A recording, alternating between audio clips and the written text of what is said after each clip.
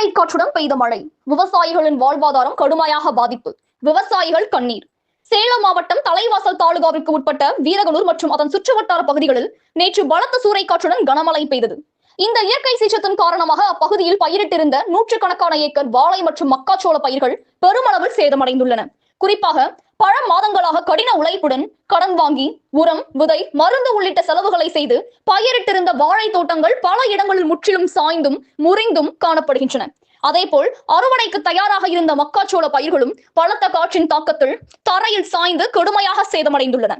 ஏற்கனவே உரவிலை உயர்வு, தொழிலாளர் பற்றாக்குறை, நீர்ப்பாசன சிரமம் போன்ற பல சவால்களை எதிர்கொண்டு வந்த விவசாயிகளுக்கு இந்த இயற்கை பாதிப்பு மிகப்பெரிய பொருளாதார இழப்பை ஏற்படுத்தியுள்ளது. பல குடும்பங்களின் ஒரே வாழ்வாதாரமான விவசாயம் தற்போது கேள்விக்குறியாகியுள்ளது. குத்தகைக்கு விவசாயம் செய்யும் சிறு குறு விவசாயிகள் இதில் மிக கடுமையான பாதிப்பை சந்தித்துள்ளனர்.